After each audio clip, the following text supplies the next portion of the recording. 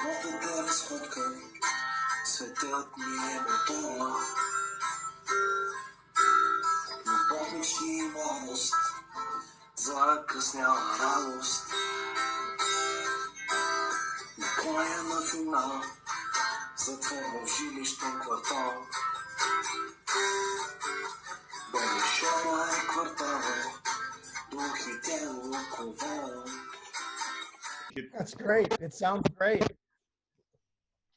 Nice, nice, nice. Awesome. Hey, thank you so much for just giving me that opportunity and that time. Even though we're like 10 hours ahead, and it's a Sunday, and is it sunny over at your place? Very.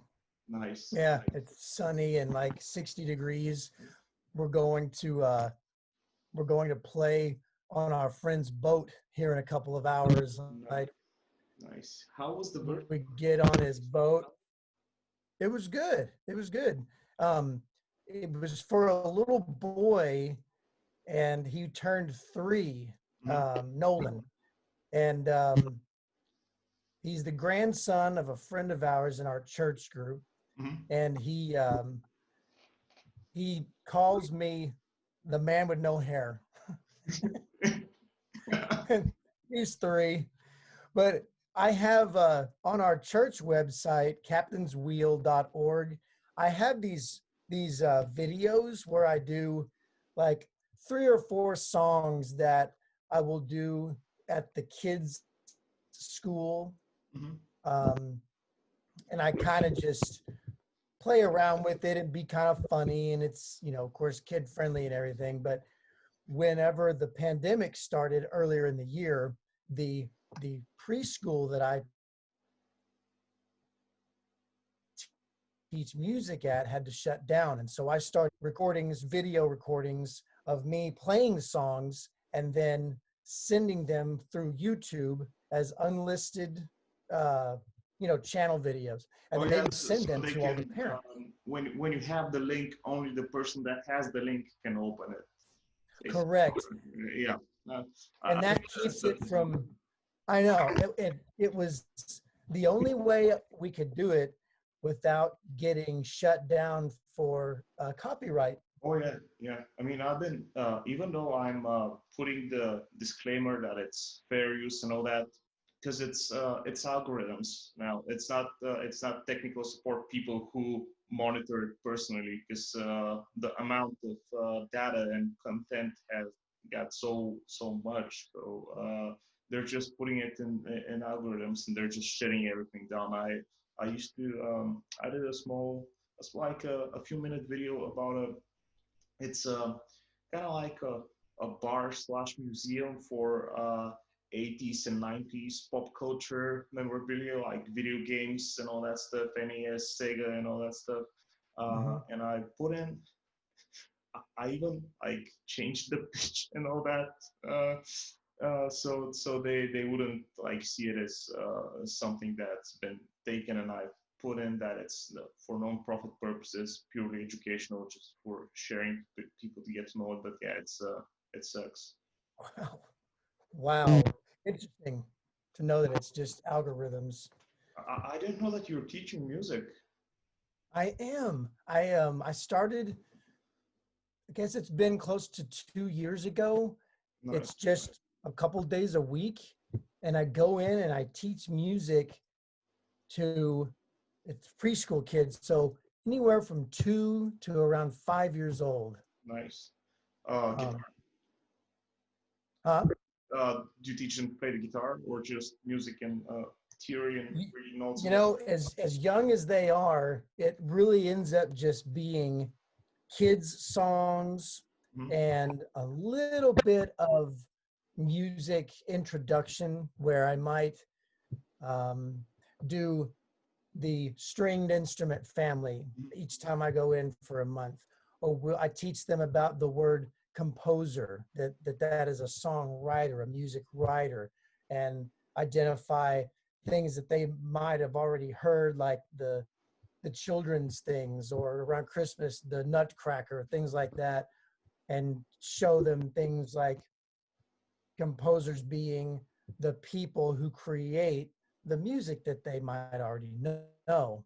So it's their minds are very delightful. They're sponges, so they're just picking everything up, but they're still very young. So their little hands and bodies can't really, form the chords or anything, but they're ready to learn and they love to dance and they love to, have fun. So I try to make it fun and funny, because kids love to laugh.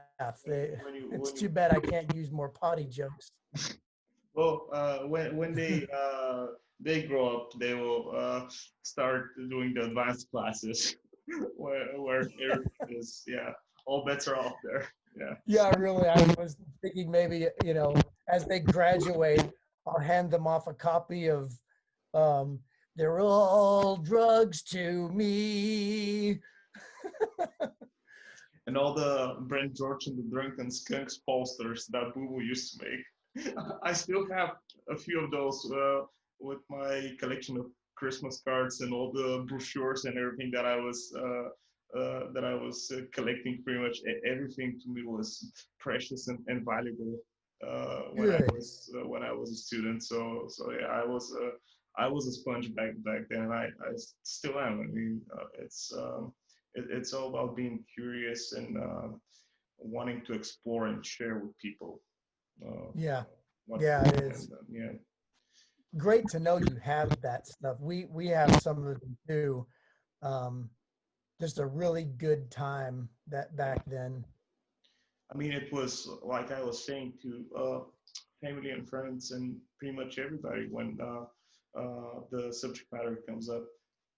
As I was going to the States, I didn't know what uh, how things were going to play out, but somehow they surpassed my biggest expectations, and everything was just it was happening, and I was happy, I was amazed that I'm a part of it, and it's on my own, just finding my own way, meeting such an amazing people as you and all the rest of the guys. So yeah, I mean, uh, You know. you know it and I know it that I mean, despite the distances, because it's like we're on different continents and all that, it's a friendship for a lifetime. I mean, and nothing changes that. Distance doesn't Yep.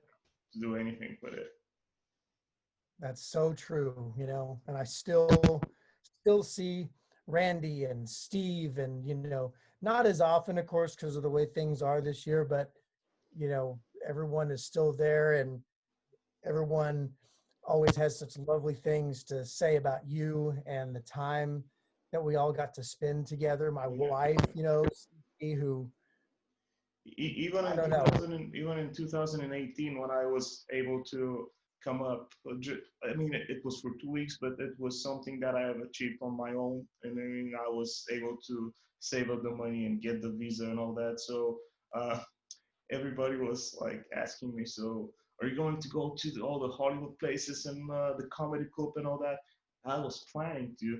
The first day I came to Torrance, I'm like, I'm not doing any of that. I'm staying with my friends that for to me I feel like an extended family. So like I Yeah. stayed in Torrance, went to the comic book store every day, and I each and every day I tried to have Marie Callender's pumpkin pie because they still haven't brought him here. So that's like my favorite thing. The funny story that happened like the second or third date when I came back in 2018. I'm going to Marie Callender's on I think it was Artesia and Redondo Beach Boulevard. Uh, Okay. forget the name. Oh, there was this frozen yogurt place. That's it was some sort of a plaza. So so yeah, right after Jack in the Box, going if you're going up Artesia. Was it called Penguins? Uh, I think it was a yo. No, not a yo plate, but it was one of the like the most famous frozen yogurt places that Okay. you guys have. Yeah. So and they had Marie calendars there, and I went there and I'm like, I want 2 pieces of pumpkin pie, um, ice cream with it, coffee, and a large glass of water. And she's like, are you going to be able to like eat 2 slices of pumpkin pie? And I'm like, I haven't had a pumpkin pie in 6 years. And she was like, what? And then I was telling her what my journey was. And 5 minutes later, speaking of fast customer service and kind as well, she comes in with 3 slices of pumpkin pie, which is basically a whole pumpkin pie minus one slice, pretty much, and a big scoop of ice cream. And she's like, well, the guys from the kitchen, when I told them that, they just wanted to give it as a compliment. So here we are, like the third piece, and I ate I ate the whole thing. I was I got home and I passed out for 3 hours, and it was the best food coma I've ever had. Yeah. That's uh, awesome. and the family that I was staying at, Patricia McGee Fraser, she gave me a, like, when I was going back home, a big, like, oh, well, since I'm doing the metric system, it was a whole kilo of pumpkin pie, of like mashed pumpkin. So you'll be able to make your own pumpkin pie. And I'm like, they're going to take that at the airport. Like, and she's like, oh no, as long as it's canned goods, as long as it's in a can or like a vacuum seal, they wouldn't touch it. And I'm going at the LAX airport, waiting to go through the scanner and all that. And the staff there is basically a veteran military with machine guns and all that stuff. And I'm like, yeah, I'm not getting that pumpkin pie mix in Bulgaria. So I land in, get my luggage, open it, like everything has been shuffled around, and there was a note that you've been picked up for a random security check, right? So Oh my gosh. I'm like, they got it, they got it, and it was there. Everything was there. They just shuffled it. They didn't take the big ass can of pumpkin They pie. left it.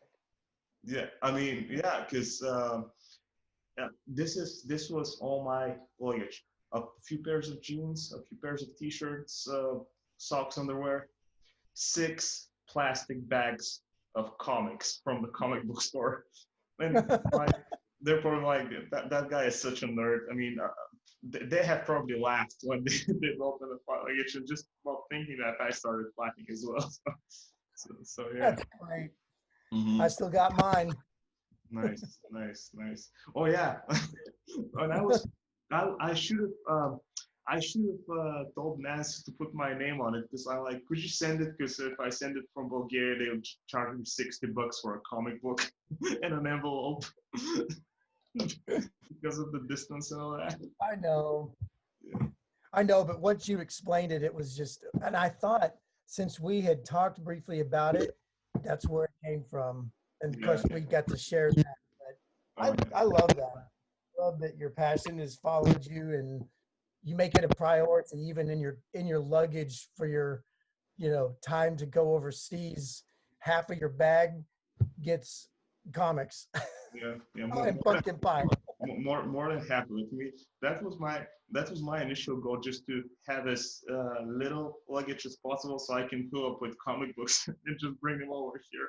And as when I told my friends over at the comic book store, they just cracked up laughing, and one of them said, "Well, do you know what they put in your dossier when they were doing that? That guy is a nerd. He is harmless. Let him pass." That's awesome. How are Cece and the girls doing? Are they okay? They're doing good.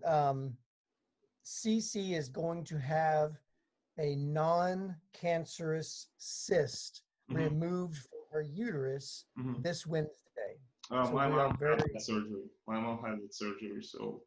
Oh, really? Okay. I hear several women that I know, that we know, have had that.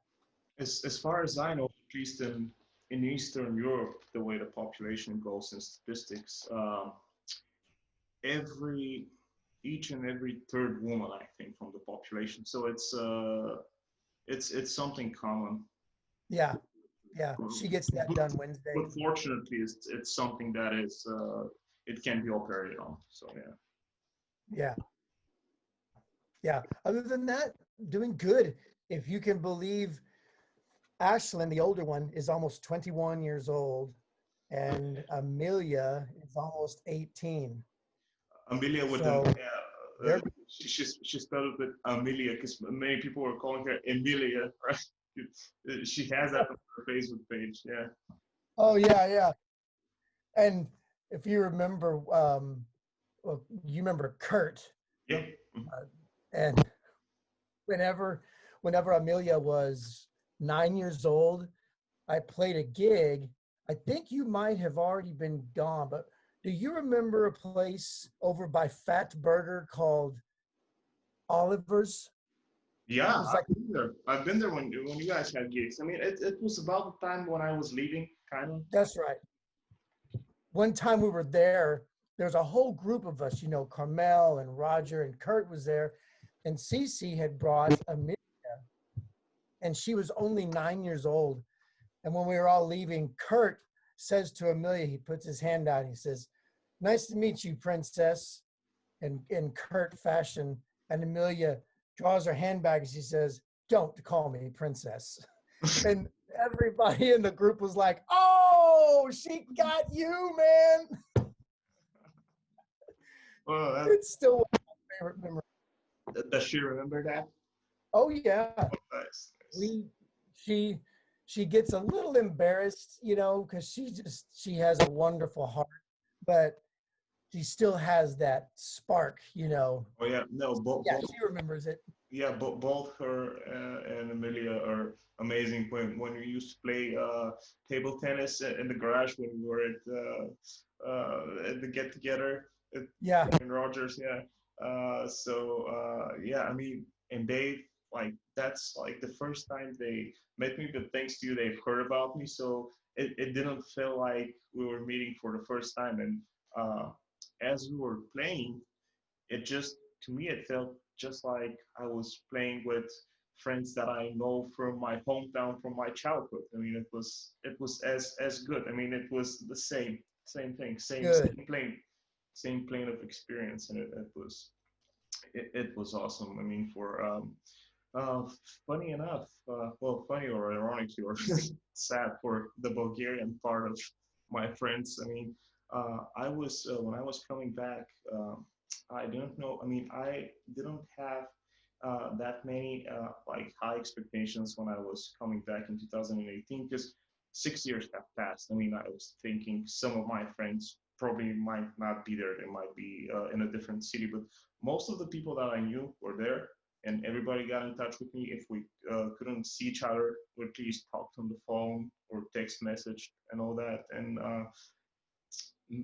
more people in Bulgaria have stopped communicating with me, or I have stopped communicating with them, just because of the distance and different interests and all that, and just life happening. But people from the states have been always good to me, and it's awesome because there's a the stereotypes about like different nations and like the U.S. nation and the Eastern European nations, how when you don't see the person when he is not in your city, not in your town, when like out of sight, out of mind type of thing. But that fortunately that didn't apply for me. And the only thing that two things have changed, and it was like it was a funny thing. It's like the devil is in the details. The only different thing that I remember from comparing 2012 and 2018, almost each household had an Alexa device on a countertop in the kitchen, and almost every household had that freaking huge Keurig coffee maker machine, which was like ginormous. It was like 3 times the size of a European coffee maker. And the European capsules for coffee, they're it's like this tall, and the US ones were like this. Yeah, and then your coffee is twice as good. Man, And yeah. they know how to do it well there. Here, it's diluted. Uh, well, thing is, since I'm a big fan of The Sopranos, as soon as I saw that they're drinking the coffee from those done coffee makers, the huge pitchers, this is the coffee that I drink because it's well, good thing about it is it's not as strong in like it doesn't mess up your system as much, but when it's more potent, it really does the work. I mean, even the coffee that you just like I don't know they have do they have the Nescafe there? No, when you're just like yeah, Yep. yours is stronger than the European ones because here in Europe, the one that you just put in your cup, it just it's not as strong. It has the smell and all that, but it's not as strong. But when I came over and I had it, I was jittery and I'm like, whoa, what did I just have? Planet Starbucks. Yeah, yeah, yeah. Or do you guys have? It's called Nespresso. Oh yeah, yeah. I have. Well, it's exactly like the Pulp Fiction opening, like the Royale with cheese and the quarter pounder. Here it's called Okay.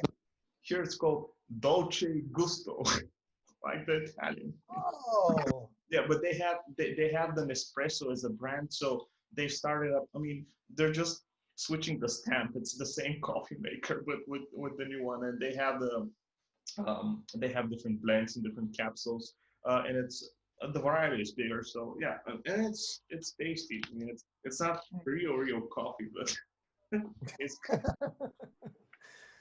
Royale with cheese. yeah, but we don't have the folder ones. We don't have that red plastic thing that looks like a barrel that you can just shovel coffee.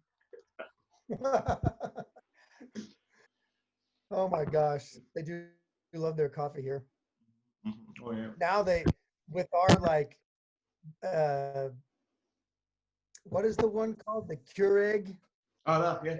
We have, they have capsules now that are like they advertise twice the caffeine, twice the potency, and so you do a little cup of coffee like this, and it's like, Yeah. you know, don't sleep for 3 days. I've actually been having trouble sleeping lately. Just as it's minor, but I have 2 cups of coffee in the earlier part of the day, but then at night when it's time to go to sleep, it's funny, I might fall asleep on the couch watching TV, but then we go up to bed, I brush my teeth, I lay down, and I'm just, Yeah. awake.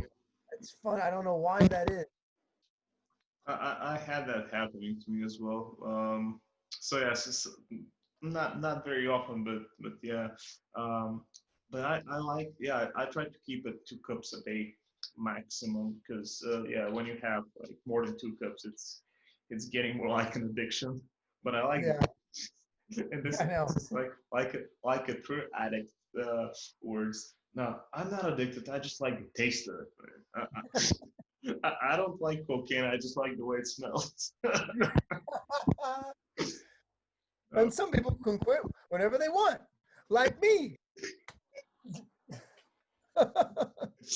Oh, Do that's you remember that skit from Chappelle's show where he does the kids song?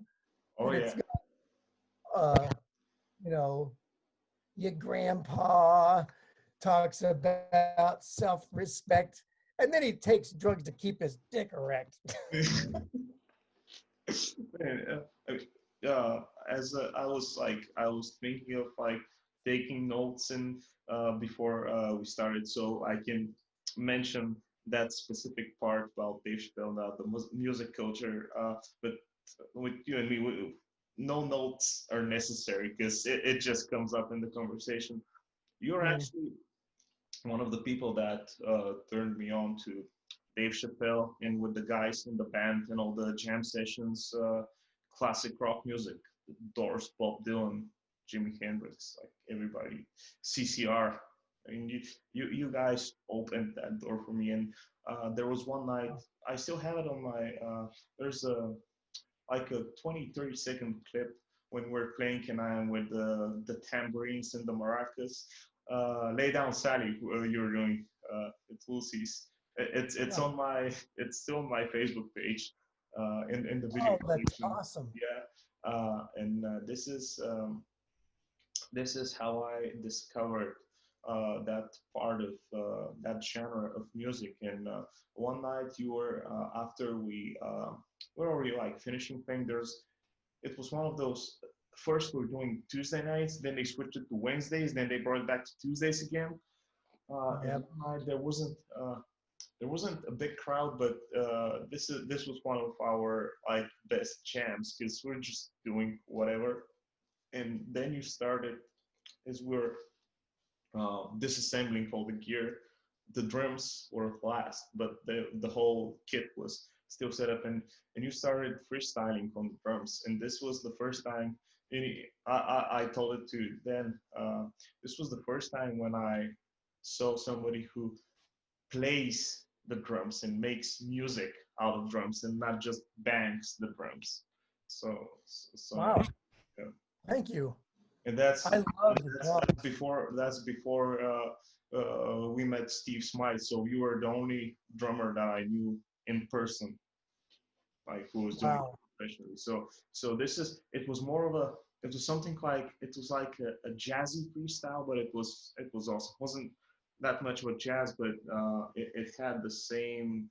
It was as like liquid as jazz would sound. So Wow. That means a lot that stayed in your memory because yeah. And when you I were absolutely love drums, but it's not the instrument that I chased the most. You know, it was just one of my favorites, and I just love a good drum set and a good session just to create. mhm, mhm. Love the sound of it. Are you? I know that I'm sure that I've asked you before about this band, but if you haven't had much time and you are wanting to check out something, if you haven't already, but I've mentioned Tame Impala to you, the band. Um, I think and I have some recollection when because I think you were talking about it to somebody else, and I was like in on the conversation or something like that. Yeah, I have a vague like a vague memory of that. But I'll check it. I'll check it out. Is it like what? How many people are in the band? What type? well, there's four people in the band, but the singer, his name is Kevin Parker, and he writes all the songs, and on the recordings he plays all the instruments. So when you listen to a Tame Impala song, 9 times out of 10 you're hearing just Kevin Parker doing everything. So he does each instrument from beginning to end, loops it, layers it. Yeah, Yep, he I like, layers them. I like that. And he's just been an artist that I've been very interested in the last 10 years. And they just came out. He came out with another album in 2019, and it dropped right before the pandemic happened, so he wasn't able to tour with it. But in talking about drums and just different forms of music, I've just really grown to like him and his music um, because the first couple of albums, they sound like they're 40 years old. They're like this acid rock melodic sound. Hmm. And the last two albums after that are a little more dance, electronica. They use a lot more keyboards and such, but they're all very, very good songs. And he himself, as I've watched him in interviews, not only do I like him a lot because he comes across like a very nice person. He comes across as very intelligent. He doesn't have the typical ego of a musician, especially one who's successful. Hmm. And he's just a kind of a down home guy they're all from Australia. Um, and his favorite instrument is the drums. You Nice. wouldn't really know it because he's the singer and the guitar player and he plays keyboards, but he also plays his own drums.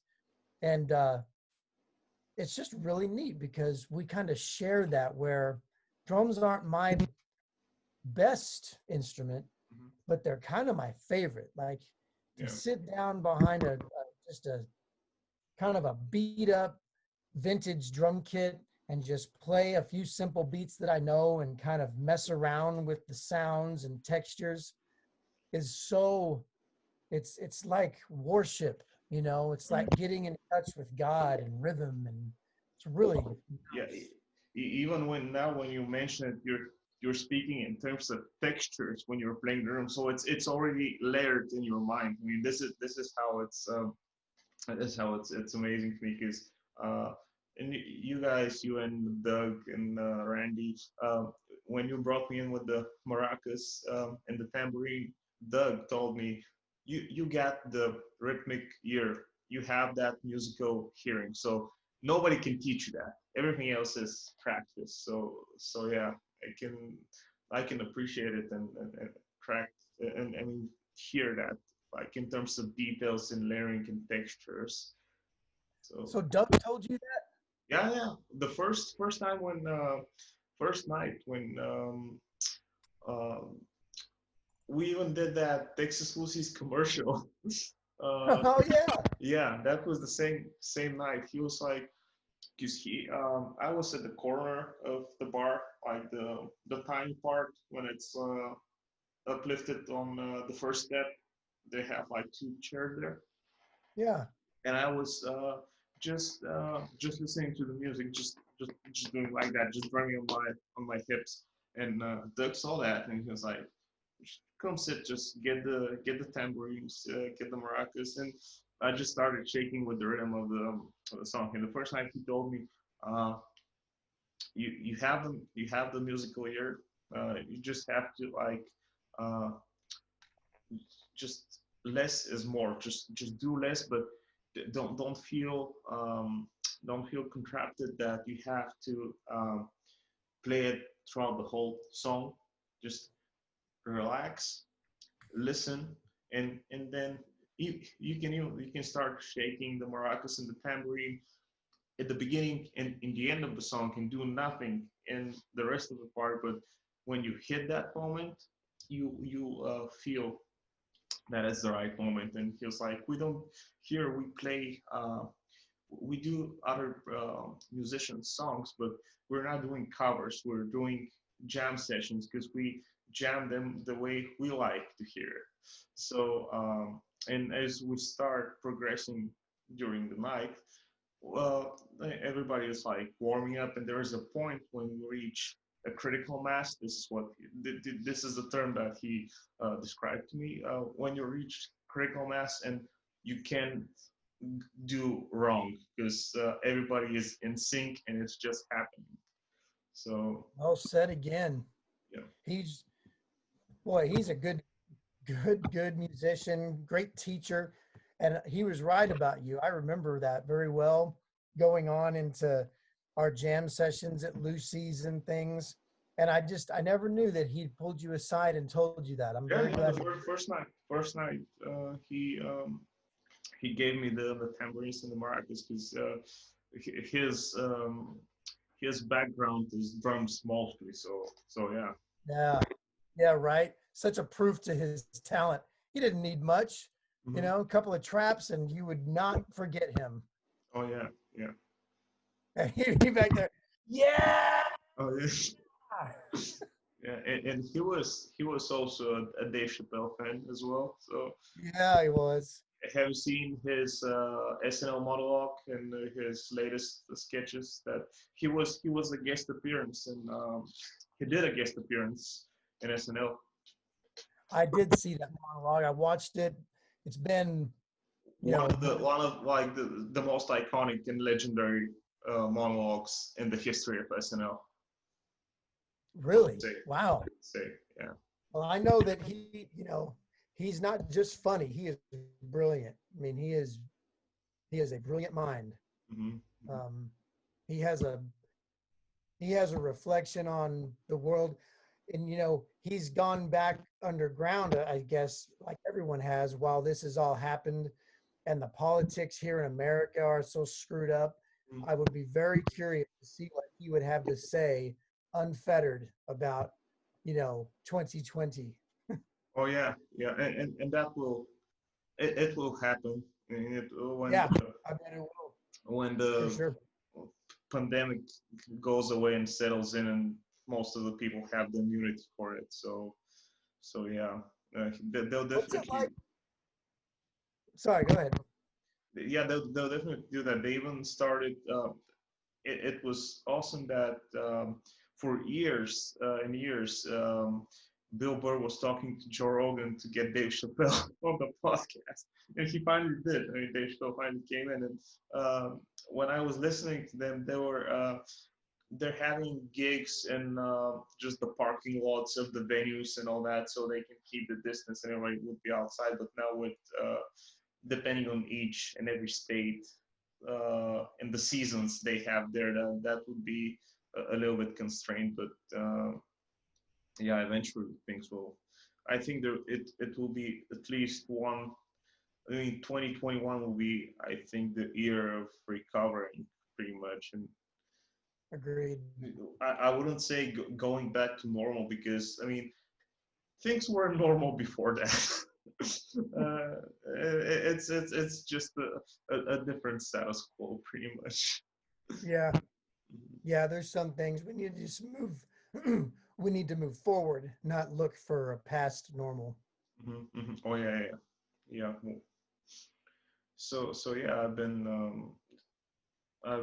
following up on that, because this is the like the running joke that it's, I mean, it's a joke, and it's self irony, and I was saying to my friends here, I am Bulgarian when I'm in the States, and I'm an American when I'm in Bulgaria. So I follow up on that. I mean, in my free time, I watch mostly US based podcasts and broadcasts and productions, but it's mostly independent stuff and comedy and humor stuff, and bands playing. There was a band that I discovered through the Joe Rogan podcast, which is the inspiration for me to do my podcasts. And you're actually the second. You're the second international podcast. I did an episode in English with one of my classmates from El Camino College. Uh, Oh, cool. so yeah, I like Bill Murray's character from Caddyshack. I've got that going for me, which is nice. So yeah, I can do my Bulgarian podcasts, and I can do the English speaking podcasts with native English speakers, because you can. It's the way I speak English with a native speaker is way more different and advanced than the way I speak English with somebody who speaks my language, because I know that there's a language that we can communicate even more. So yeah. That is amazing. Hmm. And you speak English really well. Thanks. I've when I As a see, friend of mine described it, and I took it like my calling card, the bastardized Californian Bulgarian accent. Uh, bastardized. the Okay. bastardized, yeah, and that was way before Inglorious Bastards came out. So yeah, I was doing it before it was cool. So yeah. Um, Speaking of which, did that Borat movie reach you guys? Have you seen it? There's a chick which is actually a Bulgarian actress, and I like everybody in the States that knows me. They have they have a reference for somebody who is Bulgarian even before that. I only saw one. I saw one advertisement that there was a new Borat movie Hmm. coming or available, and I haven't seen it. Now I want to. So it's available.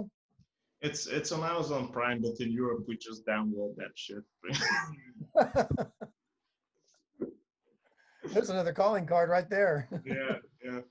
Um, he did Sacha Baron Cohen did a documentary series called Who is America, which was very, very interesting. I really liked it. And the second part film is more in the spirit of that documentary slash mockumentary style that he had in his previous project. It's still good, or it's still funny and uncensored. It's not as outrageous as the first Borat, but I think it's more advanced. His comedy is more advanced. His social commentary is more advanced as well.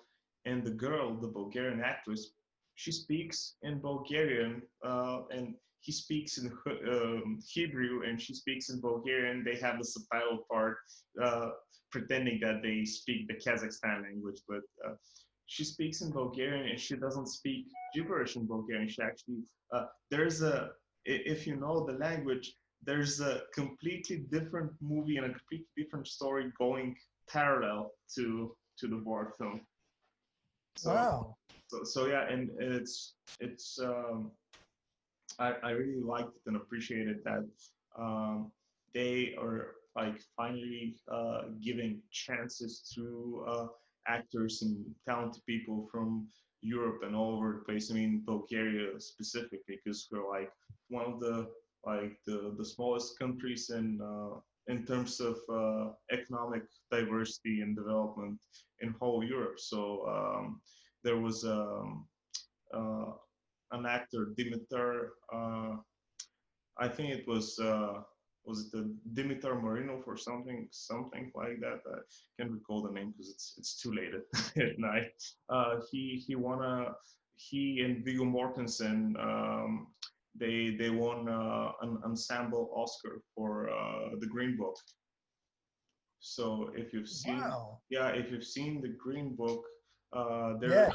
there's a that guy that plays. I don't know if he plays a cello or a violin because he is a violinist, but in the movie he plays the cello and he has the Russian accent. He especially a Bulgarian plays Russian in the film because languages are close. It's like Mexican Spanish and Spanish Spanish. Oh, okay. so, I get it. so yeah, he got an Oscar, and that was a few years ago. And now there's um, a new talented actress, young. She is 24 years old. So like Steve Smite says, the world is her oyster. So it's I mean the dreams and the opportunities are not constrained to a zip code anymore. So Yep. it's awesome how it happens. Yeah. Yeah. The world has shrunk considerably.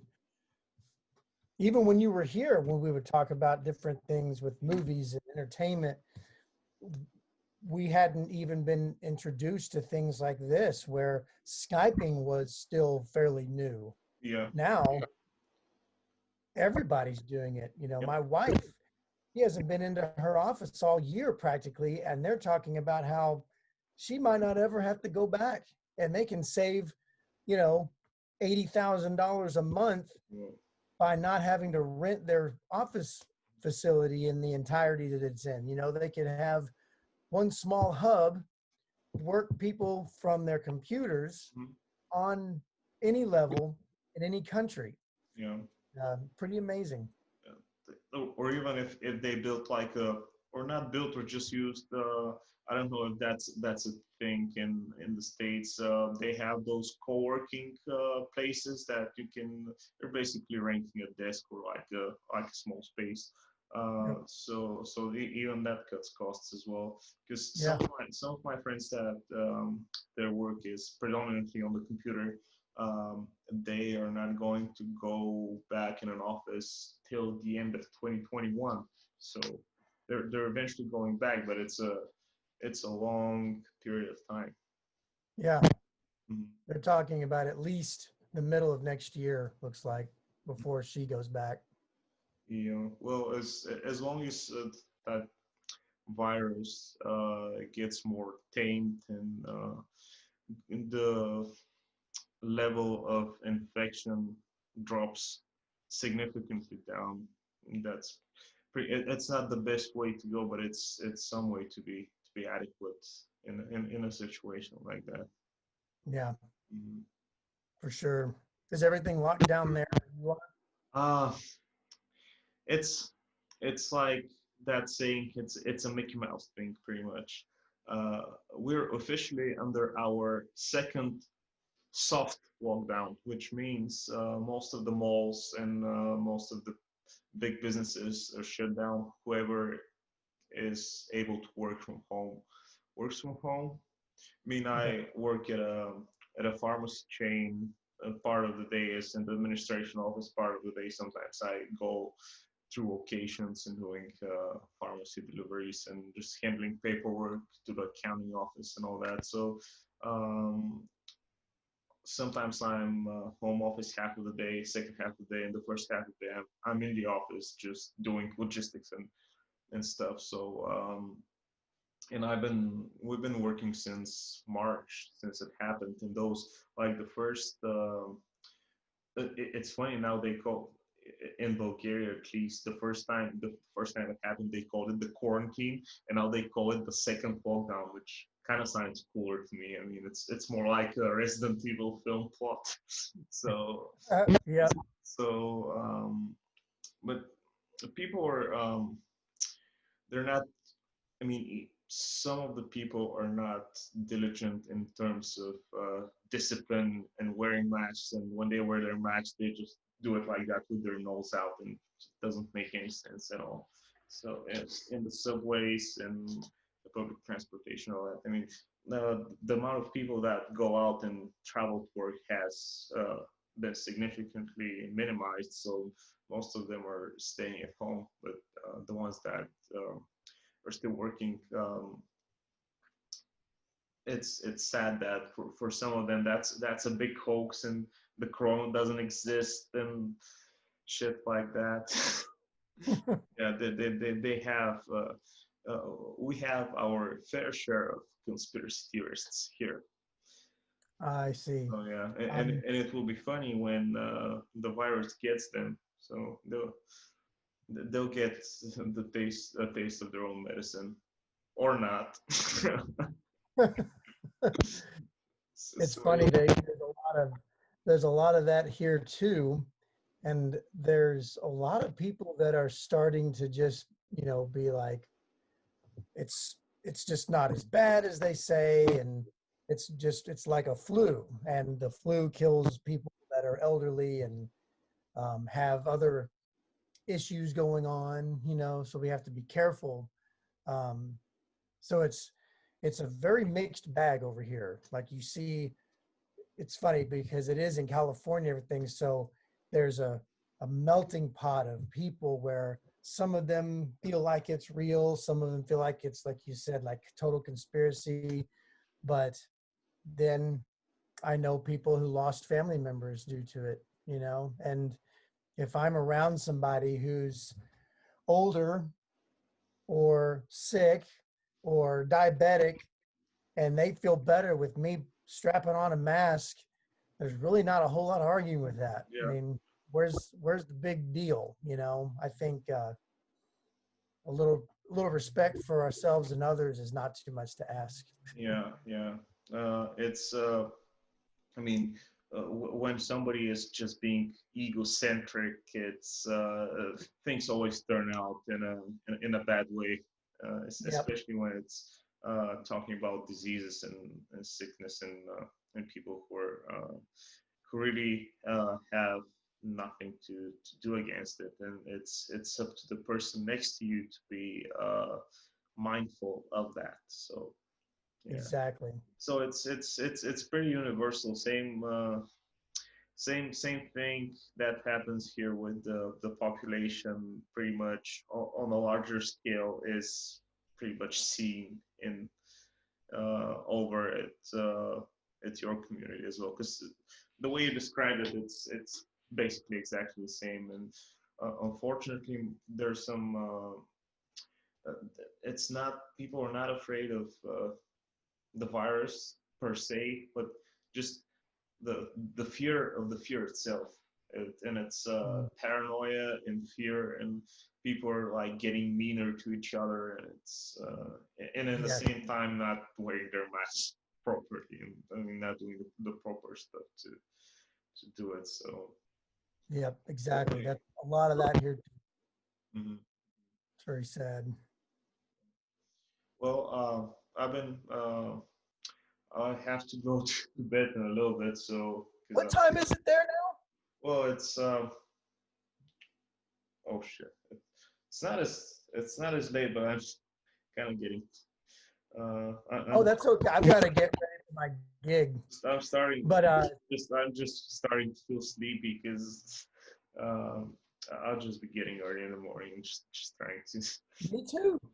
Yeah. And we're talking about sleep too. Like, I don't know what it is, man. I don't even set an alarm, and at 6 o'clock, I'm awake. 6 in the morning, I'm just awake.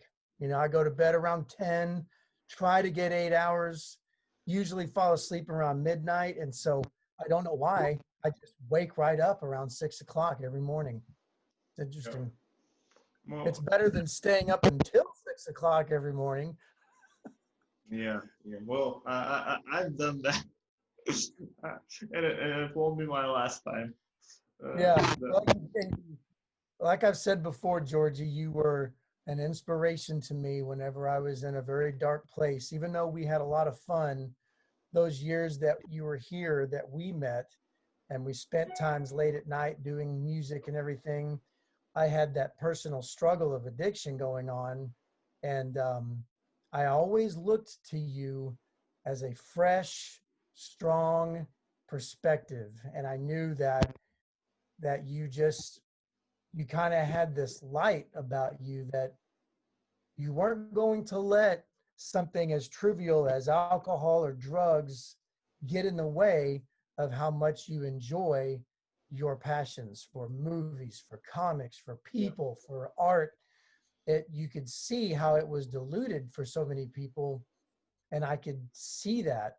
And so when I ultimately was able to give that up, praise God, it was a lot of friendships like yours that I could see somebody really having a great time right in the midst of all that activity, and not think twice about, no, I'm okay. I don't need that. I'm all right. I'll crash here on the couch, or I'll call onto the piano and I'll go to class.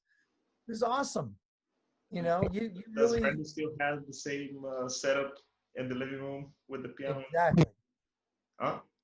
He has redone. It's very nice.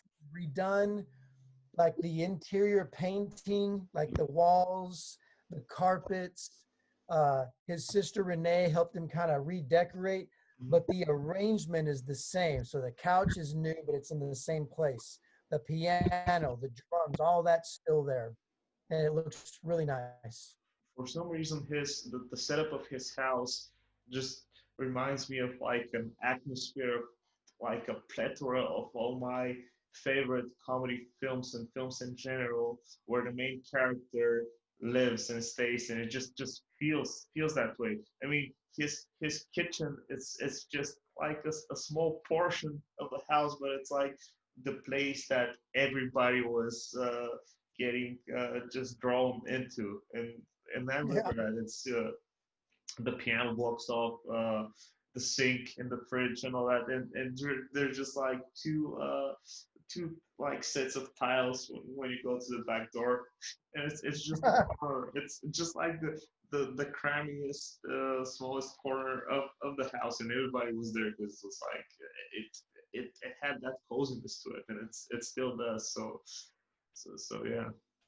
That's awesome. Glad it's remembered that way. He's still there, and I try to get him enthusiastic about his talents as often as I can. Nice, nice, nice.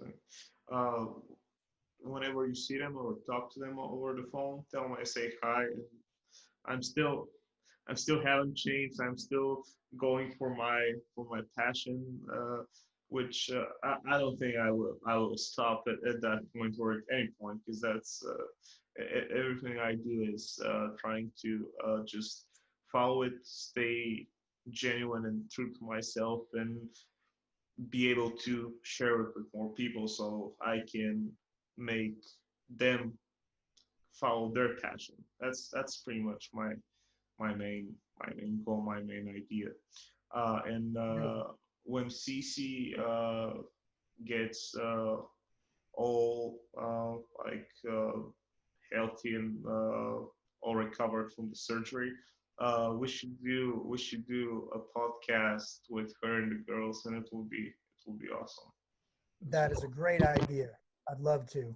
just like the Joe Rogan stuff, he got he got iconic, and like his some of his interviews and podcasts have uh, a very educational quality, and it's all because he is genuine. So that's what I'm trying to do. And he has recurring all of his friends.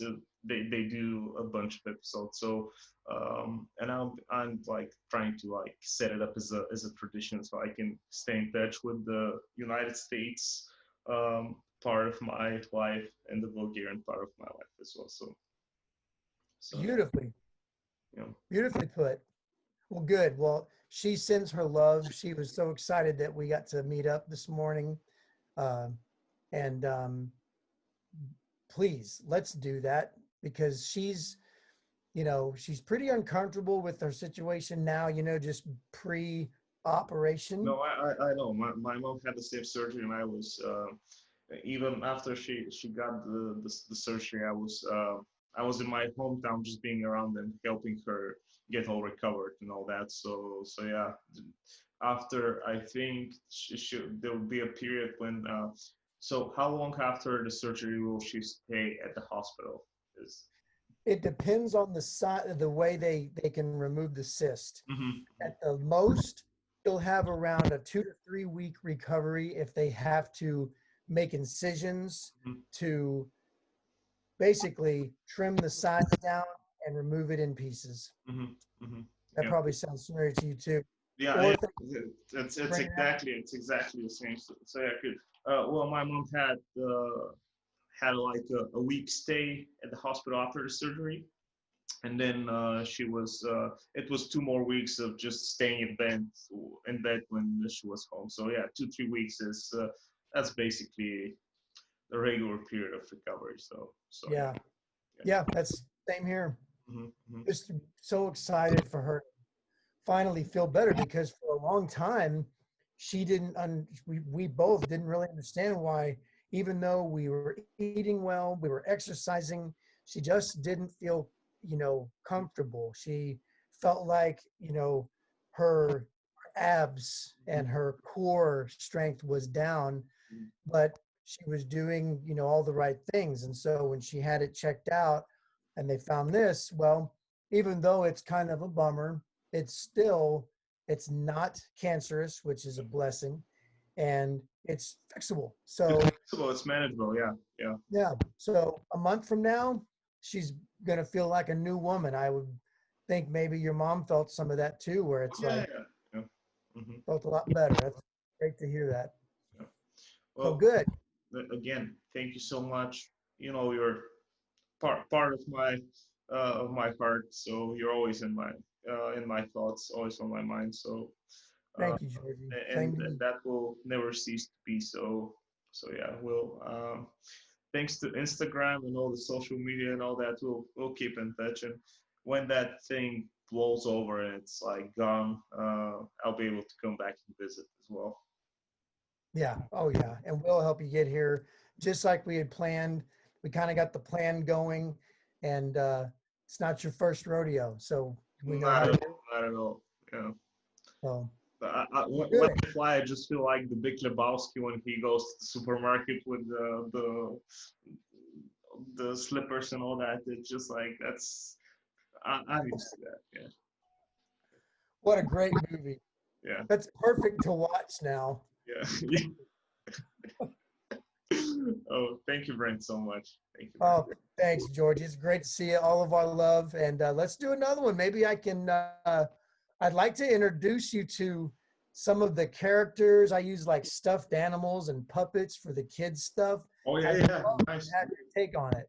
nice. That actually sounds like we'll just have like a whole other section of that because it in the podcast itself. That's awesome. That's adding another dimension to it. That's awesome. Yeah, Oh, good. Okay. Well, yeah. if I'm you're I'm all about that. interested, Just no filters, no censorship. So yeah, okay. I'm all about that. We'll do it. And again, send my love to the girls in CC, and we'll we'll create stuff. Yeah. Good. Good. Thank you, George. We Well, love you. of course. Okay, bye. See you soon. Yeah.